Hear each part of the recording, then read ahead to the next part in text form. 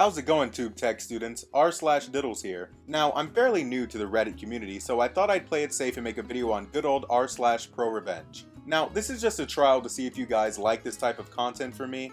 If I get some positive reviews, I'll see you guys again on Monday with some r/entitled parents. But for now, let's jump into some of this sweet, sweet revenge. Assault my girlfriend? Enjoy not getting into your dream school. Okay, so this is a long one, but I have to explain a lot of stuff prior to the main story. Me is me, of course. GF is girlfriend, and B is... well, first video, I can already tell this isn't going to be monetized. B is Jerkface McJerk III. What are you talking about? Of course I'm not subscribed to r/. I'm very socially awkward, so I've always had trouble making friends, and was bullied throughout junior year because of that. However, in the 11th grade, I entered the engineering class. I live in France. Learning about engineering can start in high school, which meant that a lot of other students were awkward like me, and I ended up fitting in just perfectly. One girl in particular I got really close to. We liked each other a lot, and in 12th grade, I asked her if she wanted to become my girlfriend after a trip to Disneyland she invited me to. To 17-year-old me, that was some kind of sign that she might have liked me back. Spoiler alert, she didn't. After telling me she felt like I was more of a best friend. Okay, I can handle rejection, so I go on just being friends with her and progressively forgetting about my feelings towards her. Unfortunately, she did not, and it got to her head. By now you might have guessed it. That girl was B. Not because she rejected me, but because of what was about to come. 12th grade ends, we both graduate, me as the valedictorian and she barely having above average grades, and go on to our superior studies. She went to law university because she wanted to go to some high-end business school. I went to a low-tier prestigious prep school.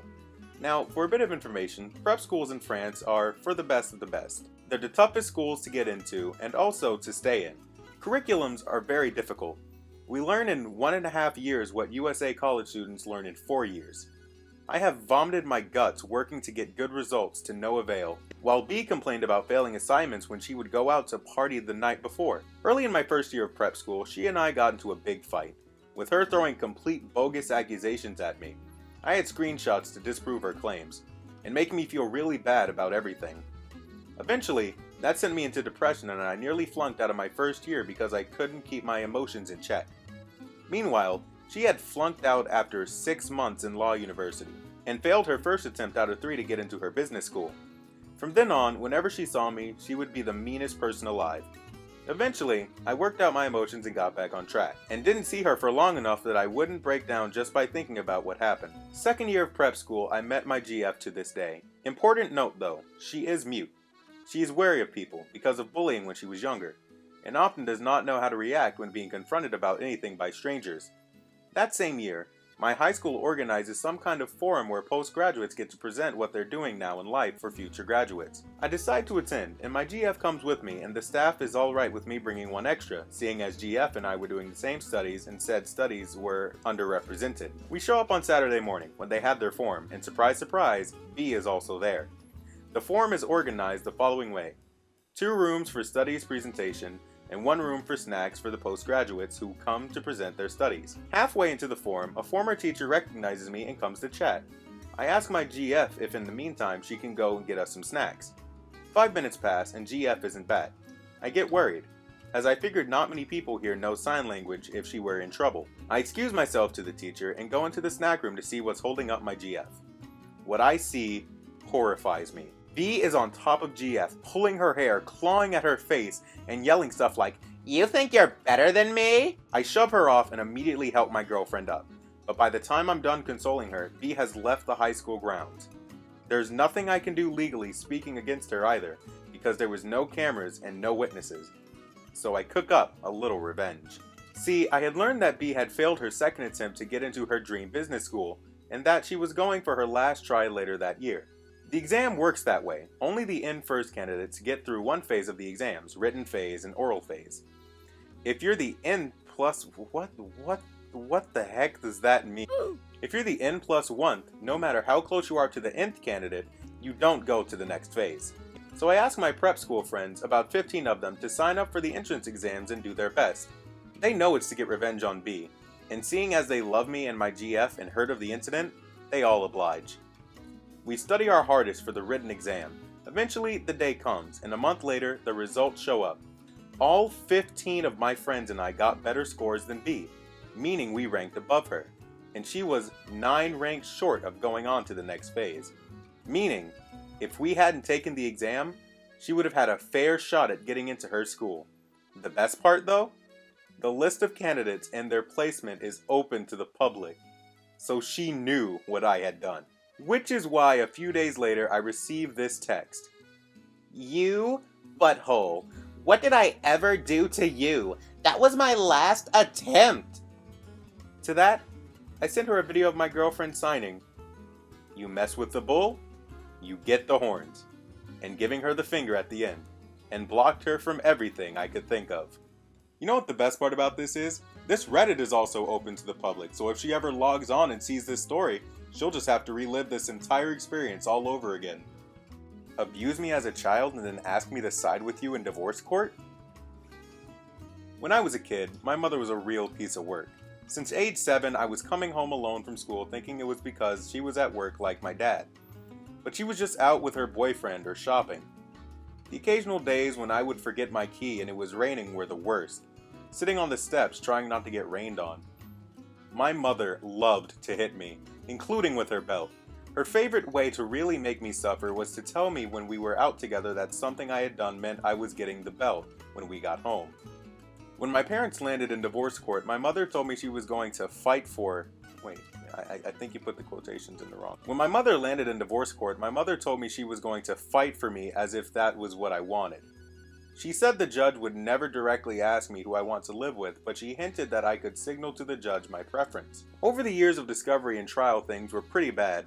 My relationship with my dad wasn't all that much better, but he was much less violent and he tried much harder and he actually had a job and provided for the family. My mother continued to hit me when she felt like it, and I continued to grow. One day, when I was probably around 11 or 12, we had an argument standing in the doorway to my bedroom, and for some reason she yelled at me.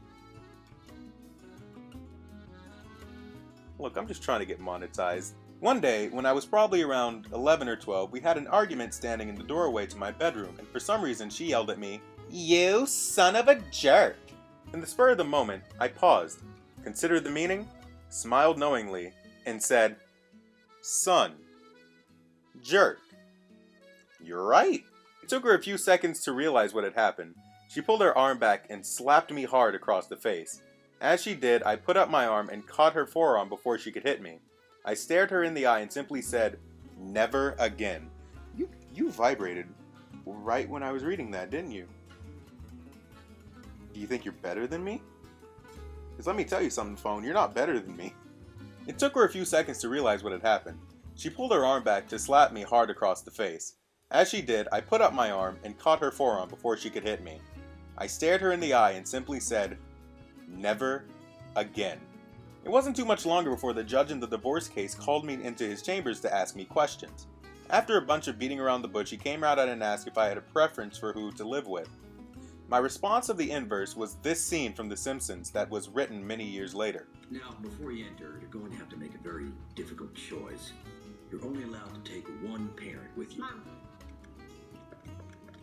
A few months later, my dad announced that he won the court case, which meant he got me, the house, and all the money. My mother went to live with her boyfriend, who she married, and then he divorced her too.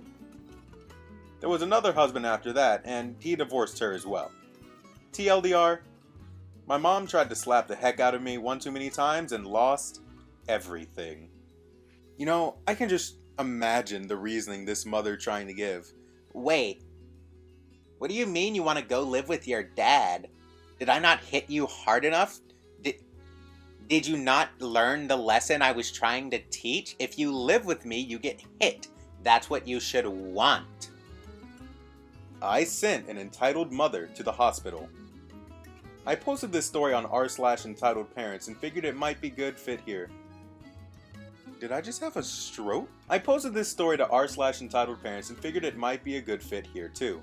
I made some edits in hopes of making it a little easier to read. This story happened about a week ago. I got a $25 gift card from my mom to the local cinema, so my girlfriend and I decided to go see How to Train Your Dragon: Lost World. For context, my girlfriend's a petite beauty from Venezuela, so people sometimes mistake her for a child. but it's usually very obvious that she's an adult by the sound of her voice and the way she acts. It usually results in awkward and sometimes funny moments, but this was not one of those moments. Anyways, we get to the theater without any problems, and we patiently waited in line to purchase our movie tickets. We started talking about How to Train Your Dragon and what dragons we would want to have. She loves Astrid's dragon Stormfly because her favorite color is blue and she likes its ability to shoot spikes. The way she marvels at everything we have here is so adorable, but I also understand that it's because she, in her own words, grew up with nothing. We get to the front of the line and I start purchasing our tickets. I feel a really thick finger tap me on the shoulder. Enter the entitled parent. Hey, can you help me out? This lady's tone instantly set off some red flags for me. People who are condescending and or overly nice generally want something out of you. With what? Well, I really want to see that dragon movie with my little boy, and we just don't have enough money today. Her kid is completely silent, and he looks like he's 6 or 7 at the oldest. Unfortunately, me and my GF are both broke college kids, so we didn't have too much money to spare. We don't have money to spare, sorry. Maybe someone else can spare you some change. They can spare you some chains. Get you some of that ice. Maybe someone else can spare you some change. I thought that maybe that would get her to leave us alone, but nope. You have money! You're using a gift card! You can just buy the tickets for you and the little girl with cash! Me to the employee while mentally facepalming. Can you just take my card real quick, please? She takes my gift card and swipes it. Stop! He stole my gift card! I look at EM like she's on drugs or something. The employee looks at the gift card, which has my name on it, and my name is not a gender-neutral one, or Karen. Ma'am, I'm sorry. This might just be a misunderstanding. His gift card does appear to have his name on it. I want to speak to the manager. I want to speak to the manager, jerk. I can't believe you would defend a thief. He just wrote his name on it. Okay, please wait a second, ma'am. She was right in front of us for the entire exchange between us three. I just realized this is a woman.